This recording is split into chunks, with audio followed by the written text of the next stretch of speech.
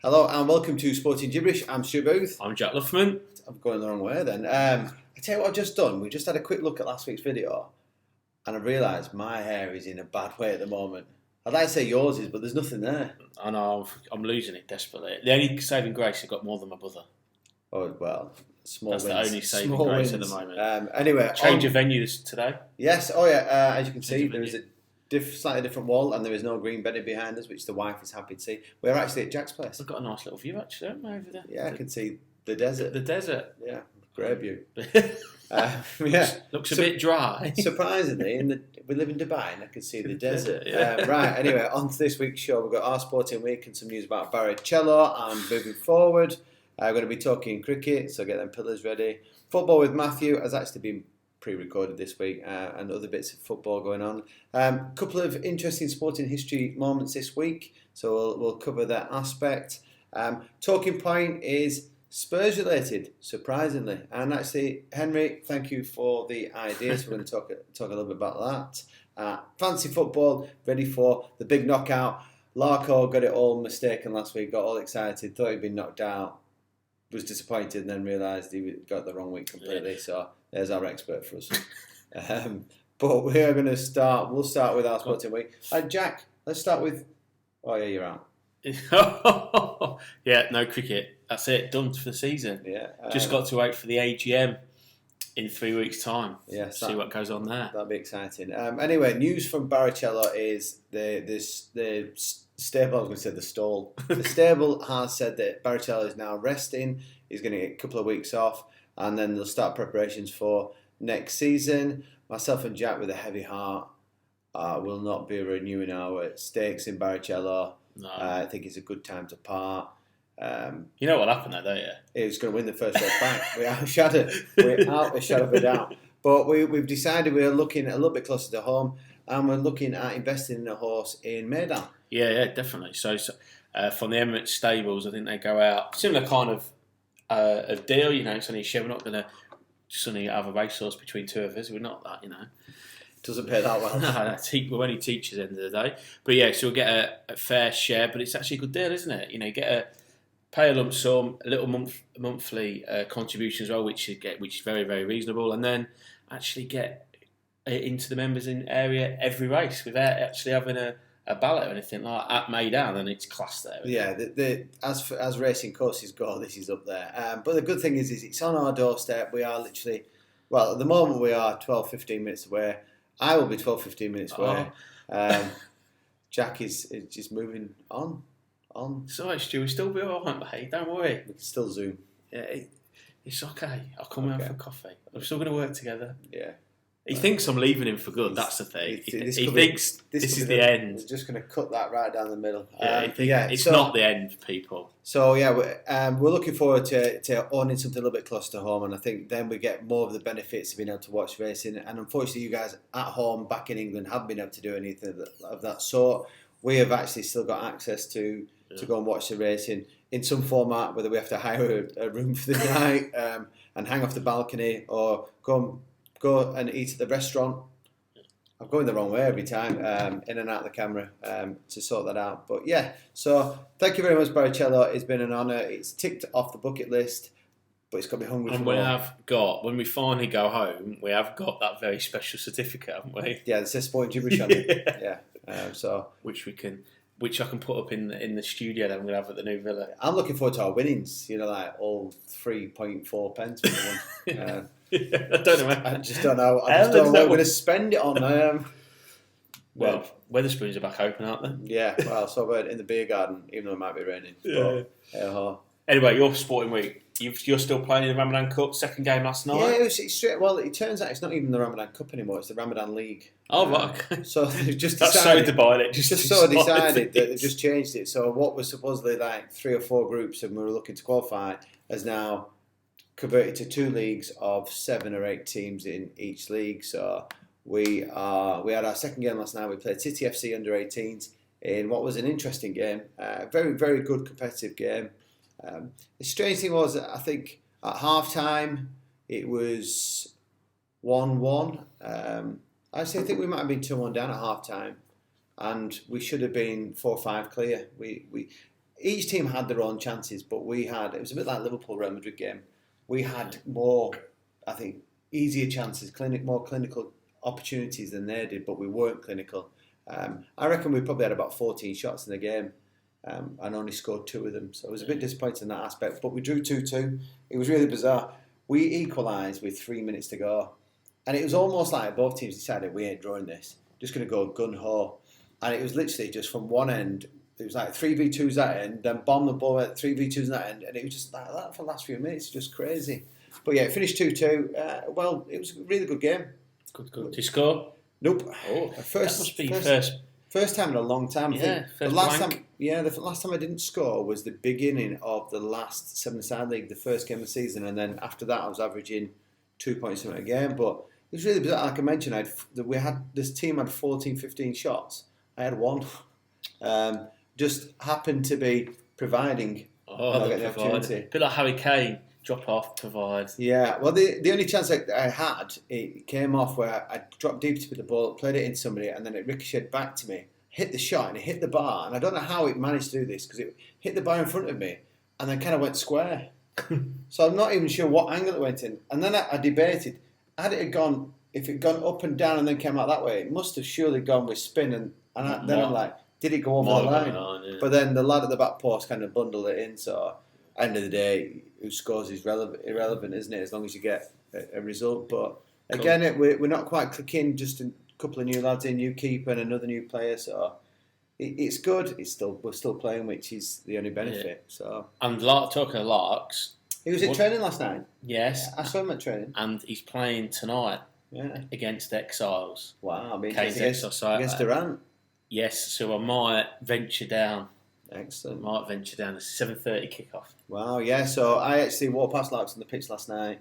He was out there. Could tell him, big silverback gorilla stood in the middle of the park. Yeah. So Dubai Hurricanes, which is Dubai Exile, both based at the Sevens. Just a big rugby derby. Yeah, that's the one that probably both want to win. Should be a good game, and good eat might partake in a couple of blackcurrants. Yeah, exactly. Right. Okay. On to cricket. What's going on now? We're up and season's gone. County Championship's up and running.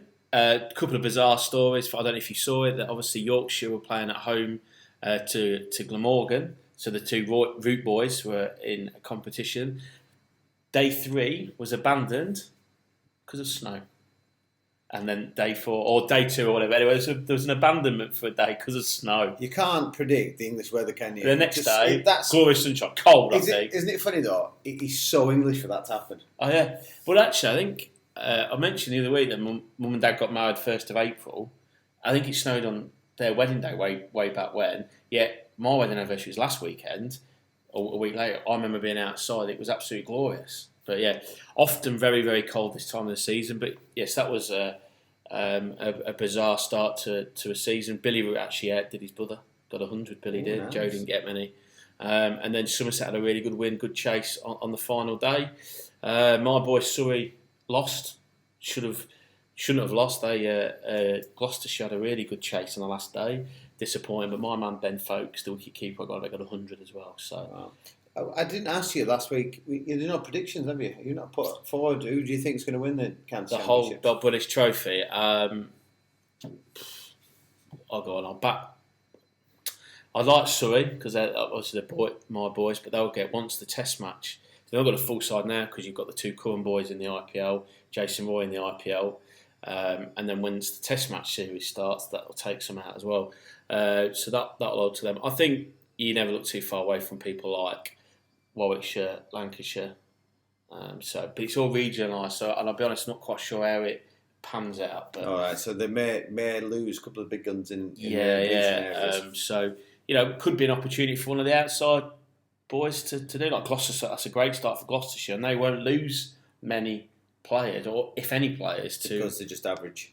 Well, just Bob average, isn't it? So you never know. But yeah, I don't know. I never look past the big boys. Yorkshire will always be strong. Come on, the Red Roses.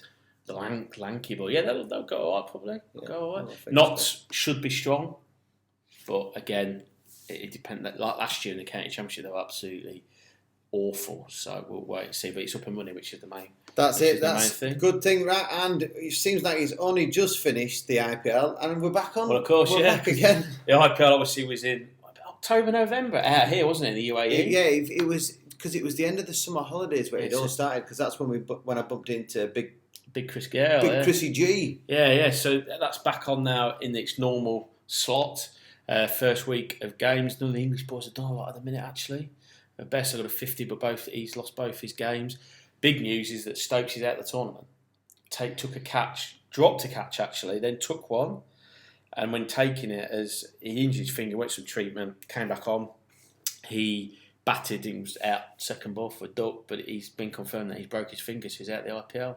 I thought he'd been dropped from the IPL for dropping a catch. Then. No. He's out of the IPL for this season. So that's the Raddison Royals in my team, if you like, the ones I'm following. That's Archer gone because of his injury, and now Stokes. So that's quite interesting. But some of the English boys, the Curran boys played the other day.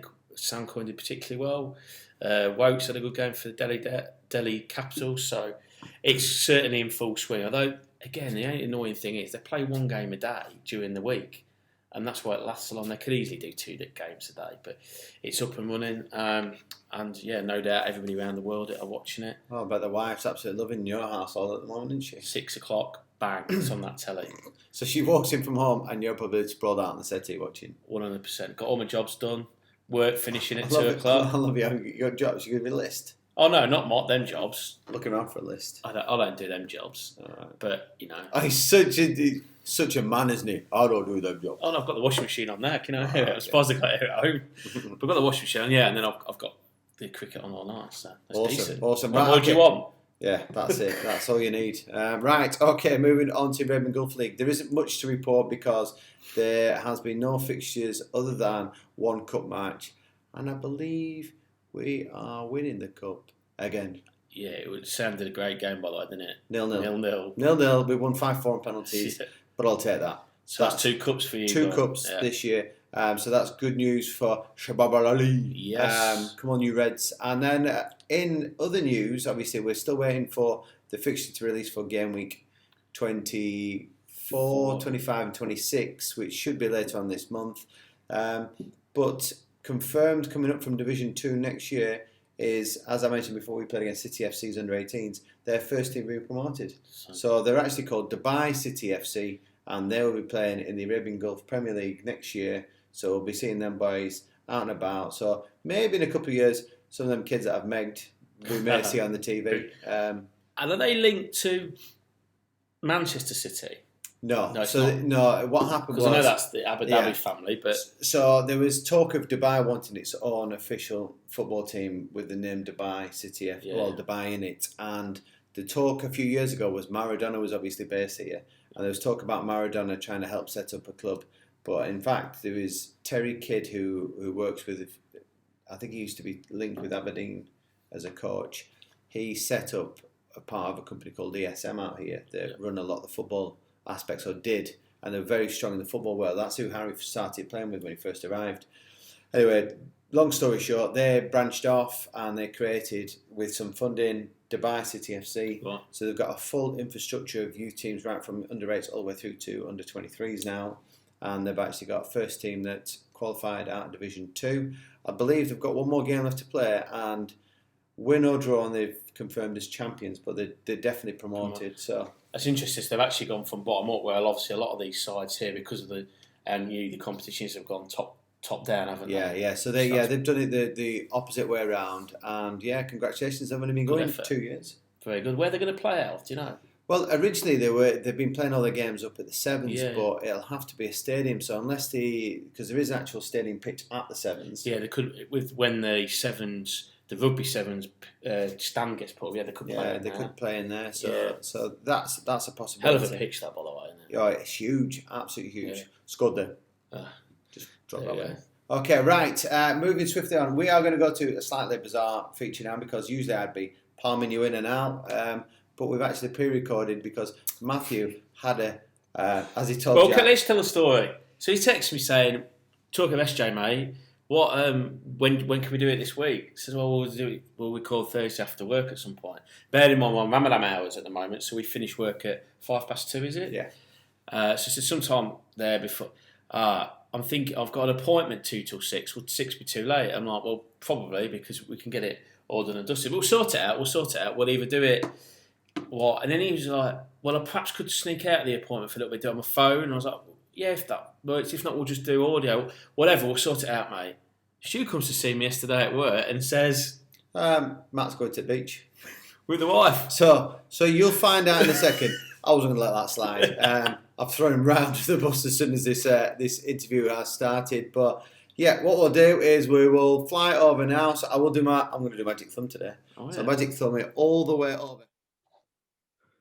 And welcome to our pre-recorded interview with Matthew this week. It's because a really important appointment. That's what you track, isn't it, Matt? You had a really important appointment. I did tell Jack that, yeah.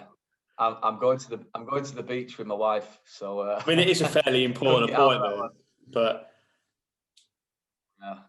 yeah, I didn't have the heart to tell you, the balls to tell you, to be honest. What, that you rather spend the afternoon with your wife than me? Yeah, devastated. Yeah, I know. Yeah. Anyway, well, after I've stitched you up a treat there, we'll move swiftly on to the Liverpool game, which you covered. Matthew, it turns out you're a bit of a lucky charm at the moment, because when you watched Liverpool, they seem to pick up the 3 points. I know, I'm not happy about that, to be honest, but I do seem to pick the good games to watch, don't I? It's at every other fan's dismay, though, in the country, I suppose, because no one likes seeing Liverpool win.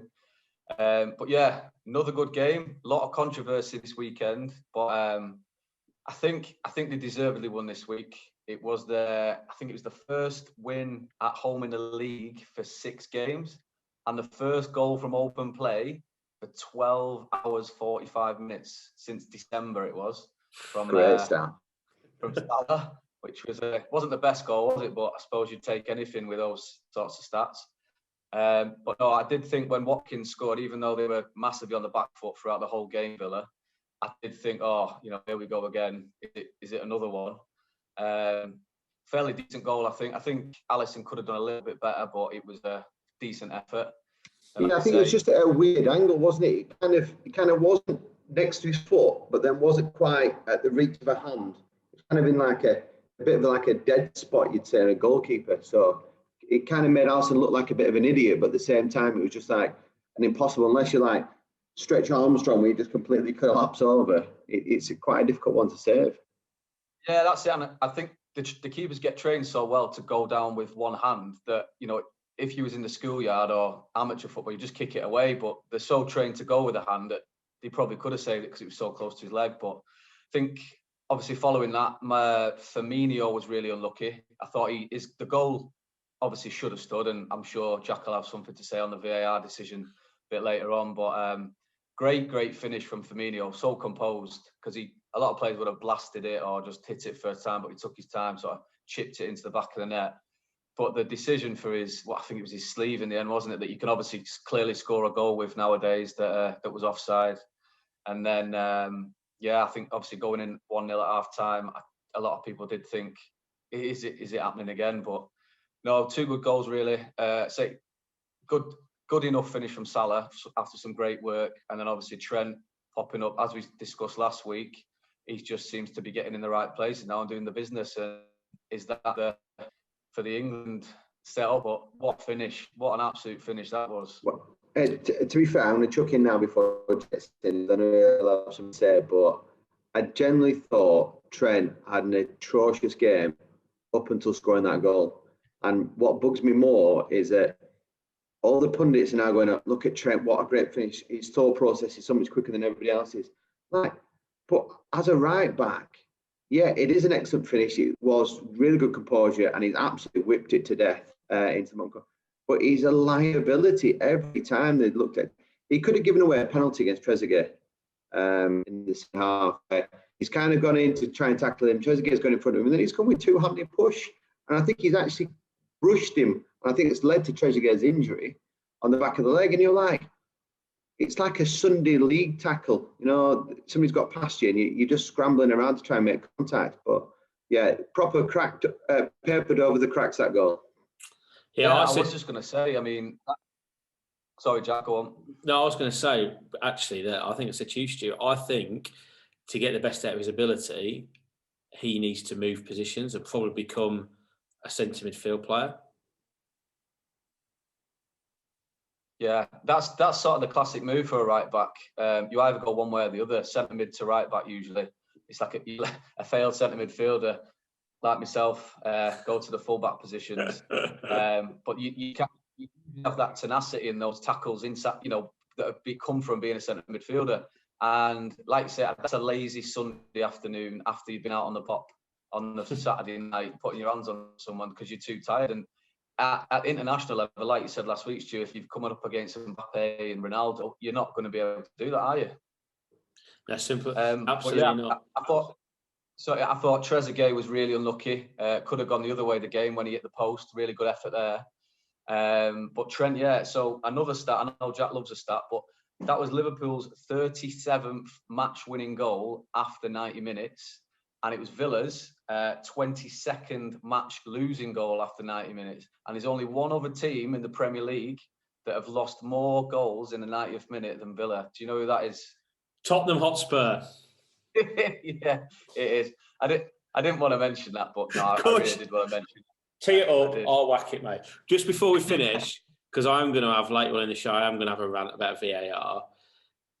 Come on, Matt. I'm not really. Very quickly, are you a fan of VAR or are you not a fan of VAR? If you could push a button and forget about it's going to be a yes or no. So no Switzerland. If you've got to push a button for yes, we keep it, and no, we don't. And none of this. Keep it, but we need to change this. Do you keep it? Yes. Do you get rid of it? No. No, I don't like it. I like the debates the morning after football. Like he was onside, but they give the goal.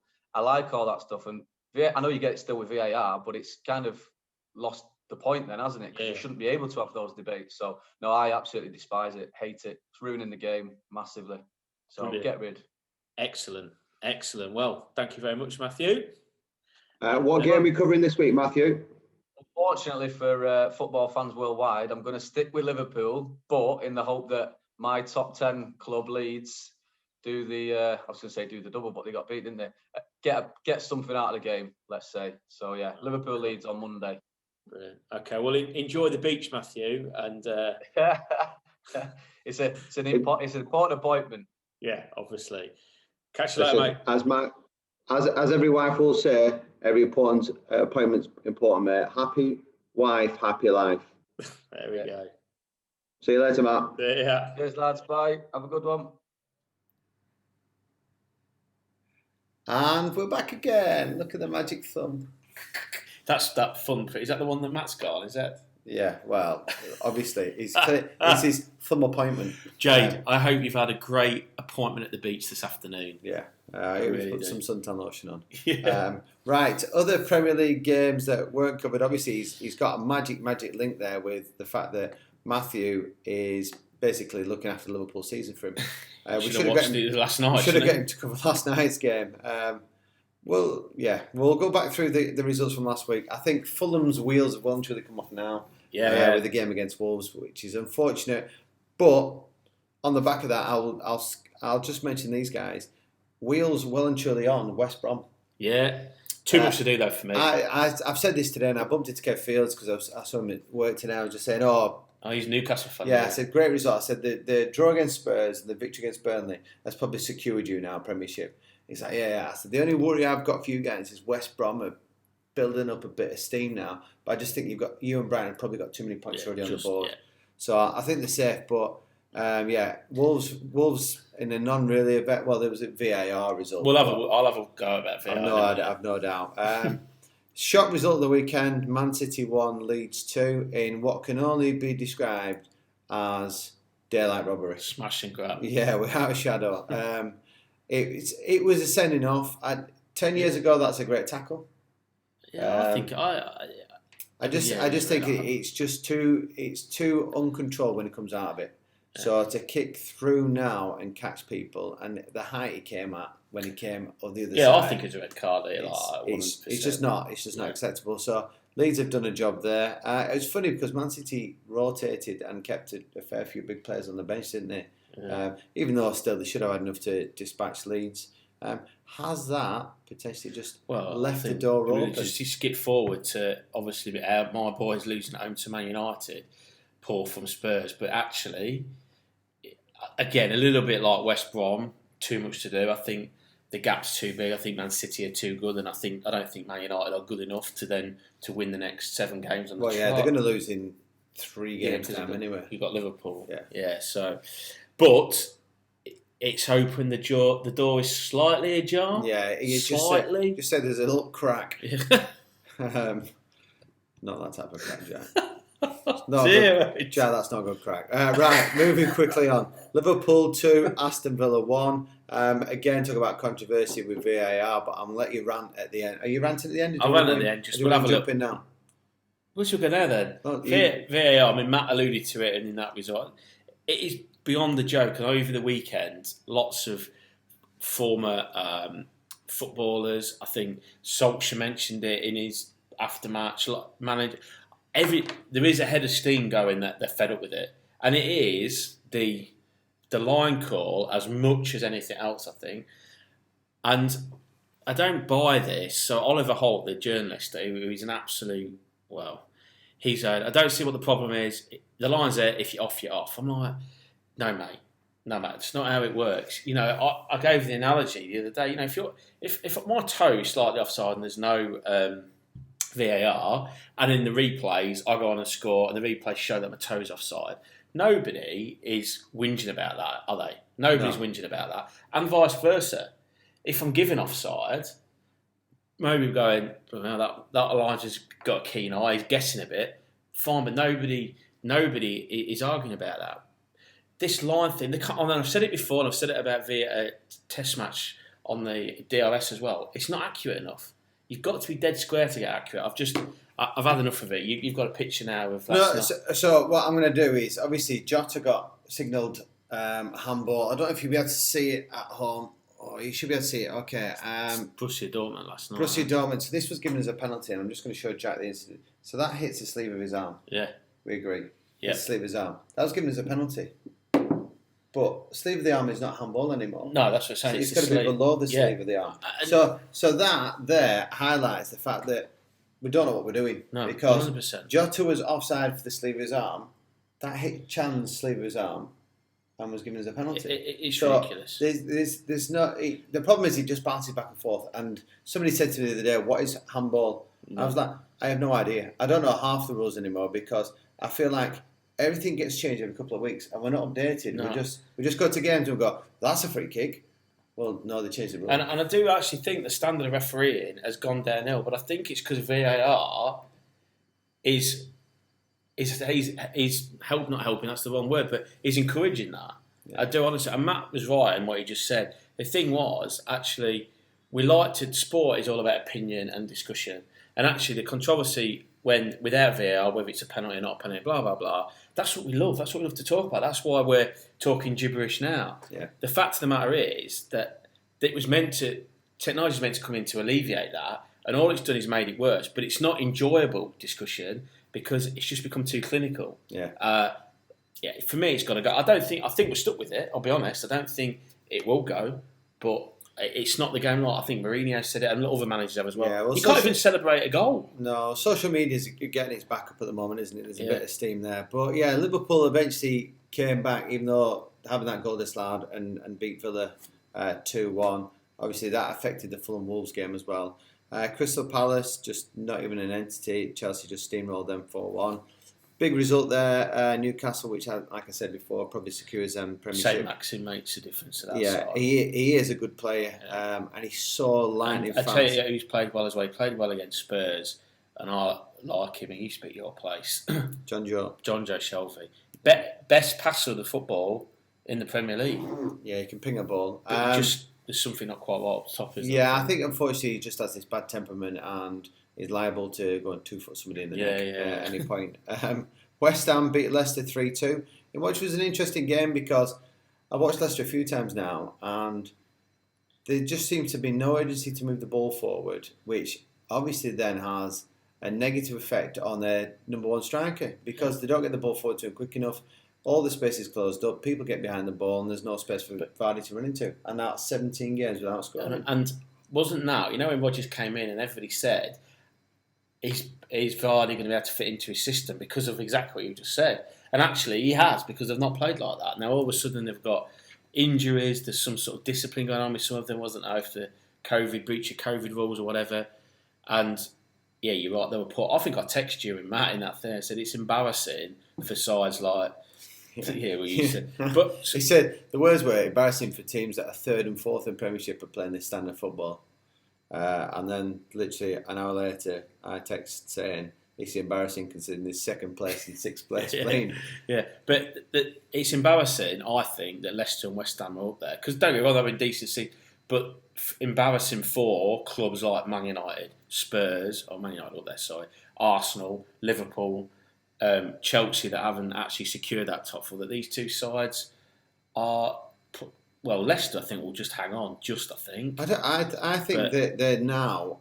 I think then if they lose the next game and the teams in fourth, fifth, and sixth win, they are on top of them. Yeah, I mean, you're right that nobody's even Spurs. I mean, I said last week the Spurs had to beat Man United. I'll stand by that, but they're still not out of it. If they go and win, I think the thing is with the run-in, Spurs, Liverpool, West Ham, they're all capable of winning the last 7 games. Yeah, and if one side wins 5 or 6 of the last 7 up, they'll get that third or fourth place. Yeah, like I said before, Leicester won't be there because Brendan Rodgers' bottle job will come forth and it'll happen again. Get over that, mate. Yeah. West Ham 3, Leicester 2, Spurs 1, Manchester United 3. Started off quite an entertaining game. It was literally like first 10 minutes looked like, oh, this is going to be decent. It kind of like wavered off a little bit. There was like a 20-minute spell of it just lulled, didn't it? And then it all kicked off with McTominay with his pushing his arm back. Son, from my experience of playing, is that Son's gone to try and grab or just pull McTominay just slightly off balance to try and just move his body shape. And as he's gone there, McTominay's seen his arm and just gone, you ain't grabbing me, and just gone like that and just waved his hand back to knock that arm. Yeah. Both have missed what they were doing because Son's missed his grab and McTominay's missed his push and then end up flicking him. Well, I'd be probably over here just to be sure, but just brushed his face and Son's gone down like he's been shot. I don't know how that they've made that decision. And this is what I don't get is the referee decided on the game that decision live is not a foul. Then the game goes on, they score a good goal, and it was a good goal. Yeah, it was, yeah. Great touch by Pogba, plays in Cavani, great movement, finishes it off. But then they make the referee go back and watch it slow-mo. Well, anything in slow-mo is going to look worse, isn't it? But I just don't understand with on-field decision. Well, no, exactly. I mean, I don't think it was a foul. I do think he's caught him in his eye or something. It's come sharply. Yeah, he's made a meal of it, but that's no different to any. That's what players do now. I mean, we've got big ugly centre halves doing it, haven't we? You know, he has made a meal of it. I agree with you. As soon as he's going to the monitor, I was watching it, going, "Well, this will get disallowed." Yeah. But incidentally, then, right? If the VAR ref thinks that's a foul, and he has to think it's a foul through dangerous play, that's a yellow card, right? So by the letter of the law, that should be a yellow card. That'd have been him sent off. So they've got it wrong in so many ways. Yeah. Like I say, I reiterate, I don't think it was a foul, but as soon as they give that foul is therefore for dangerous play, which is an automatic yellow card. That's his second yellow card, off the field. Yeah. So they've just got it wrong even when trying to get it, well, they've just got it wrong. Yeah. They've got it wrong. And then to be fair, you guys got the other end and scored a really good goal. Yeah. And just happened to be Son. And then capitulated.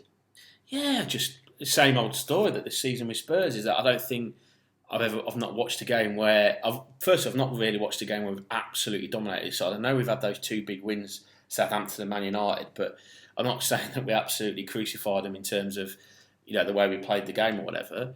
But I've also not seen as we've been completely out of the game. We seem to just bring it on ourselves. I don't get Mourinho when you've got all that talent on the bench and we're chasing the game. He brings off Mora and puts on Sissoko. I think your favourite player. He brings Lamela on after that, and he's got Bale and Dele, and he's got young Scarlett at the forward. He's got Vinicius. I don't get that. The first substitution, I get what he's trying to do because he brings Ndombele further forward, but he was absolutely dog dirt as well, as was Lo Celso. So just, you're chasing the game, let Højbjerg sit in there and get your best players on, then brings Bale on with 7 minutes to go and expects time's gone. Something's wrong in there. Massively, yeah. Wrong. Right, okay, we're going to skip on before Jack because we ends up with a stroke or something. Got a big weekend, Ed. Yeah. Arsenal, good result for them, 3-0. Sheffield United, who are just kind of seeing out the rest of the season now. As we mentioned before, West Brom pick up a bit of pace now with another good result, 3-0 against Southampton. And then Brighton versus Everton, nice 0-0. Good point for Brighton. Important point for Brighton. Good point for our boys for Everton. Yeah. Because they actually had 2 games in hand, didn't they, before that? Yeah. But they're still thereabouts, Everton, aren't they? Yeah, well, I think they're just on the cusp. They need to pick up results, but then you see the fixture they've got tomorrow night, or tonight when you listen to this, is Everton versus Spurs. So I think that rules one of you out. 100%. That's a must-win game for both sides. Yeah, and I think you go through the fixtures, and I'm not going to hold on because we've been on football for a bit now. I think the standout fixture there is going to be Leeds United versus Liverpool, which then goes back to the old Viduka 4 goals. Yeah. That was a great game. Liverpool have had some great. Was it not against Liverpool that Yeboah scored his goal? Tony Yeboah with the absolute rocket of a shot that went in off the bar. David James didn't even see it going. Unbelievable. But there's always a bit of a special occasion. So look double weekend, double games for some sides because obviously it's the FA Cup. I don't think there is. I think they've spanned it out. Who's on double? Spurs have got 2 games. No, Chelsea as well, haven't they? Spurs have got 2. Oh no, Chelsea. Spurs have got 2. It must just be Spurs because I can't see anybody else on there. Yeah, Spurs have definitely got 2. There must be somebody else that's playing. But there's FA Cup as well. There's also a certain funeral as well, but we're not going to. On Saturday, yeah. So I think some of the games have been changed or moved around. Yeah. It's a big week for Spurs. Big week. Yeah, so we look forward to that. So that is it. The only other thing that we wanted to talk about with football is the information I sent you before. So let me just grab up. Well, it's about while you grab it. It's about obviously the racism that's happening in and around football at the minute, and we're not going to get onto the social media stuff because we all agree that it's an absolute joke, and social media companies are going to do something about it. And I see football clubs are actually sort of boycotting it to a degree, aren't they, at the moment? And your boy Henderson is handed it over to a charity or an organisation against racism. His social media accounts, hasn't he, for a period of time? But this was about the Rangers fella, wasn't it? Yeah. So Slavia Prague's Andre Kudela has been banned for 10 matches after being found guilty of racially abusing Rangers Glenn Kamara. So that's like the first incident that he's been banned for 10 matches. Some would argue that that's a correct punishment if it's 10 matches from now to the end, for wherever, because that would then keep him out of fixtures, potentially Euros and European Cups. Yeah. So if that ban happens and then he's impacted in League, Europe, and then the European Championships if he's in the national team, then that could be a decent hit. That he's now missing the European Championships for it. So there's ramifications for that. But then the strange aspect on the back of that is Kamara's also been banned for 3 games. And look, the reason he's been banned for 3 games and what's come out is that he actually assaulted him in the tunnel afterwards. So, you do not condone violence, and I completely get that, but who wouldn't do the same? 10 matches isn't. I'll take your point. 10 matches is not enough, but he's been found guilty of racism, and that's what it says there. Then actually, if he gets found guilty of racism in the street, that's a criminal offence. So if he's been found guilty of racism on a football field, and I think. And it's been long, guys. So it's not just him. There's been lots of examples where England have gone abroad and fans. There was not so long ago where they stopped the game for a little bit, didn't we? And Kane said that he was very close to bringing his players off the pitch. Nothing happens. The week somebody at some point has got to make a stance, and I think that was such a high profile case. It should be banned for me. Banned for life. Yeah. Okay, interesting. Because there's no place in it in society. There's no place in football. That might sound harsh, and it probably is, and it might be that this particular person is being made a scapegoat, and I would accept all of those views. But at some point, we've got to make a stance. Yeah, and I completely get that aspect, and just dead bizarrely, I was speaking to Steve about this yesterday. This morning. Is out of our office. I was looking out the window. School was just finishing, and 2 little girls. They were only about 4 years old. One was a little black girl, one was a little white girl. And they were walking down the street holding hands, loving life. Yeah. And it just shows it through education from people around you and society how that changes. Because if you were born racist, then you'd be straight away, you'd keep yourself separate. But kids don't really. They just play with people because they want to have a good time. So there's something wrong. And it all boils down to, and I can't speak about racism to a degree because I've never received racism, and obviously I'm the wrong skin colour for what majority of things that happen. And we always say we try and stay away from politics, but we're delving into it a little bit. But it needs to be an education process from a younger age that this is not acceptable. And you are right, when things like this happen, maybe there need to be extreme examples in order to make sure that people understand the ramifications of what's going to happen in the It's future. like when national sides have been done and the national FAs and they get like behind closed doors. Let's be honest, some of these countries where we've gone on, I can't remember where the last time England went. Was it Macedonia? I want to say it's like Bosnia or Macedonia. So somewhere like that. And if it's wrong, apologies to anybody who's listening who's from that country. But they were quite clearly doing the monkey noises at England's black players. England were dead right in what they did. Stop the game, blah, blah, blah. Tried to play behind closed doors. Well, they play basically in front of one man and his dog anyway. So what punishment is that to that country or to that country's football association? Absolutely minimum. They just get chucked out. People should be banned. We've got to make a stance on this because it's getting ridiculous, and it's not just in football it's happening now, which is the sad state of affairs as well. Yeah. Right. Okay. We're gonna park that there because we could continue talking about that. We'll quickly whip through Champions League. Liverpool out last night. City managed to scrape the way through. PSG are through. Chelsea are through. So, quick prediction: who's going to make the final? Who's going to win? PSG. I'm back in Poch. PSG to beat City in the final. Yeah. No, PSG play City. They'll beat City and then they'll beat Chelsea in the final. Yeah, I think the winner comes from the PSG City game. Whoever wins that, I think. Come on, Poch. I think Real Madrid will make it. Poch. I want somebody from that. I'd rather Poch win it over anybody else. If he doesn't win it, City, because that was my dad's mum, so my grandma. I never met that was their team. Okay, right. Champions League prediction done. Right, sporting history. A couple of big things happened this week. Huge, amazing. So we watched it. Bella actually picked the horse Manella, but the one that was like 80-1 because there was two Manellas in the race. So she picked the wrong Manella, and then I had to go at me for it afterwards. I was like, why didn't you tell me about the other Manella? I was like, you picked the horse. But yeah, on the back of Manella was Rachel Blackmore, who had a great festival. Yeah, massive her and the trainer from Waterford, Henry. I can't think of his name now. But yeah, she had a great festival. Was it Cheltenham Festival? Had a great festival there and picked up so many runners and winners. And then wins the Grand National, which makes her the first woman in history to win it. Unbelievable. And some of her interviews this week have been absolutely class because obviously they've been focusing around the fact that she's the first woman and stuff, as would happen. And she's been really good by just saying, I don't feel like I'm just a jockey. Yeah. And I don't feel... I'm not a woman at the minute. I'm just a winning jockey, and I'm really pleased for it. So I'm really, brilliant. And I think she's a fair shout for Sports Personality of the Year. Oh, that'd be awesome. But I think the good thing is it just opens the eye because I remember hearing at the time it's one of the only sports where it's equal pay.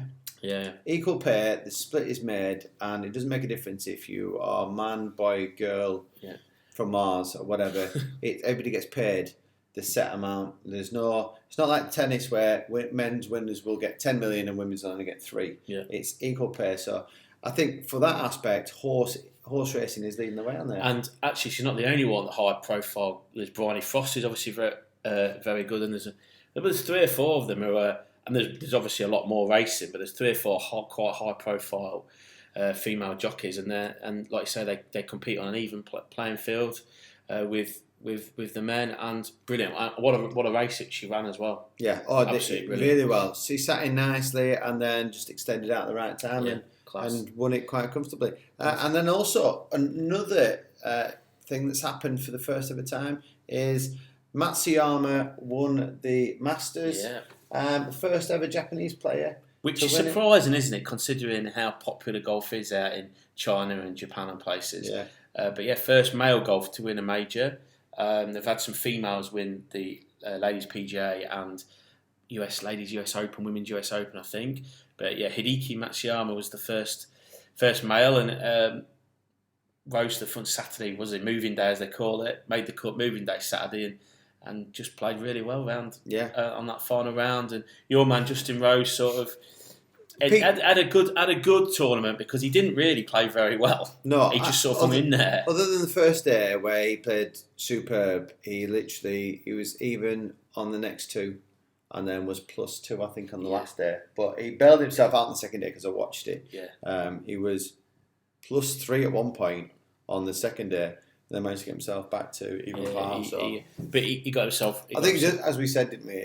He looked a little bit rusty, didn't he? Yeah, and I think he said that. But it shows what a good player he is. So hopefully that puts him in good stead for the rest of the season, in particular to go and defend his gold medal at the Tokyo Olympics, which incidentally Matsuyama was already one of the poster boys for the Olympics in his homeland, and I was reading articles this week saying that they couldn't have written it. He's now the Masters champion. And did you see very quickly before we move on a picture of him in the airport? Yeah, he was just sat on this, just in lounge area with his jacket just draped over. On his phone. Normally looked like economy, wasn't in any lounge, just with his jacket over the back of the seat. Brilliant. Yeah. Well, lad. Good lad. Right, moving on to sporting talking point this week. Henry has been in contact and mentioned your man Son and how much he is a bit of, well, we can use that word, poster boy for clean living, clean image, and people feel sorry for when things go wrong to him, and he's seen as this model professional, we'll say. Henry disagrees, and I agree with Henry that Son has a nasty streak about him. He has an element of doing what needs to be done in order to win games, but because he has a clean image, or this, what do you call it? Narrative. The narrative around him, which Jack loves that word, the narrative around him is so good that people kind of brush off what Son does. So caused Gomez to a horrific injury, and because he cried, everybody forgive him. Cheated for the United game, is not as bad as Salah, but throws himself about a bit. And he's got a little bit of a nasty streak about him. I've seen him kick out of people, I've seen him grab hold of people, and there is an element of, there's a little angry Son in there. Little angry Son. There is a little angry Son in there. But because of this narrative of how nice Son is, supposedly, he gets away with murder. I just think it's competitiveness. That sometimes, I don't disagree that sometimes he goes a bit too far. I mean, he's obviously had a couple of red cards in his time. The Gomez one, while he didn't actually, he wasn't contact on it, it was his reaction to what had gone on that caused him to jump out of the way and whatever, and it was horrific. But I just think it's like anybody, he's got a competitive side to him. And sometimes, we've all been there. I've certainly done it on the cricket field. Stu's never done it on a football field. We'll ask Harry next time. Might get him on and ask him. That sometimes you do step over the edge. I don't think on Sunday that was cheating. I think he definitely got caught. He's made a meal of it, yes, but like we say, no worse than Salah or, hang on a minute, Aubameyang, Lacazette. I can name loads, Henry, if you want me to. All those bang average players you've got at Arsenal. I just think there is a persona about him. He is a poster boy. He is really good commercially for Spurs. I don't doubt that, but he's not nasty. He just probably sometimes steps over the edge, which at elite level sport don't you want in somebody sometimes? I think for certain players there is, but I just think that if you're going to be that type of player, don't come out with the tears and feeling sorry for ourselves when you're going to be that type of person. Could you imagine Vinnie Jones coming out crying because he grabbed Paul Gascoigne in the Gangulis? No, would he? He just embraces it. He goes, "This is what I am. This is what I'm like." And all players. What's his name? The centre midfielder, Højbjerg. He heart and sleeve, and this is what you said to me. Son's a heart and sleeve type player. Højbjerg is. He's not going to lie about it. He's going to do things. Son kind of like dance around it, and then there seems to be this, like I said, this narrative or this push from the press or somebody to say, "Oh, it's okay. It's only Son. He only 2-footed him once." Like, it was only 6 stone. There's only 6 stood just in his face. It's okay, it's on. Talk about a narrative. There's just a narrative around me and Spurs. You lot are just trying to wind me up to blast off one day, and we'll just do a whole podcast. What do you mean one day? It's every podcast. Right. So let us know what you think. Henry's going to be well and truly on Son, I love you, Sonny, don't you? He's going to be on my side of the fence. You need to get Johnny on. He'll be on your side of the fence. Paul Walker. Yeah, but what's Johnny going to say? He couldn't say anything. Johnny will come on and just say that he's won the European Championships that weekend with Son. And he's just gone to bar with him. Just been doing the worm with Son. That's exactly what Johnny... Probably have a video of it. But yeah, so let us know what you think about Son. Is he just a nice guy that has that little bit of competitive edge, or is he just a nasty person? Just a nasty. You're even laughing at yourself saying that. I'm laughing because inside you're raging. Son, you horrible person. Sonny. You're a horrible man. Right, okay, moving on to fancy football. It is a big week. Ian Larkin was up and down all weekend, thinking it was this weekend. But yeah, this weekend is fancy football. So it is the knockout stages. It is the last 16 for the cup. So good luck to the people involved. Because it is a cup weekend, we did say to Larkin it's not fair for him to come on and threaten to beat people up in the toilet or whatever he's going to plan on doing this week. I have no idea. He scares me. I hope I don't get through, actually. But yeah, good luck to everybody involved. This week's winner was Chris Kelly, who won last week. So 2 weeks running. Chris getting contact. 2 vouchers for the Raddy Red now. So congratulations on that. I'd like to say good luck to everybody, unless you're playing me. Just not very good luck. Just remember as well, there are Spurs are definitely playing twice. Maybe somebody else. I'm not quite sure. We're not quite sure. And it is FA Cup weekend. So if you've got anybody involved in those games, you might want to have a look at your team. The FA Cup teams do play later on, so I think it goes all the way through to. You can see there. I think the fixtures go all the way through to Thursday. Right, so anybody playing in the weekend will still get a game. So yeah, Cam, no luck for you. Well, there we go. Fall over. But yes, that's us done and dusted. Week 50 out of the way. Week 50. First 50 I've had in a while. I thought I'd get that in before you did. This is the only 50 you've had. Standard. Right. So this is that big weekend planned. We are going to go and sun ourselves for a few hours tomorrow. You were about taking a football. We've got a footy. Unless McLean has stolen it off the balcony, I'm going to be a football. I can't believe you just admitted that you have a cleaner. You're a disgrace. I thought you did all the jobs. I thought you were the man of the house. Says the man who has a maid. I don't know you about. Right. On that note, what do we know?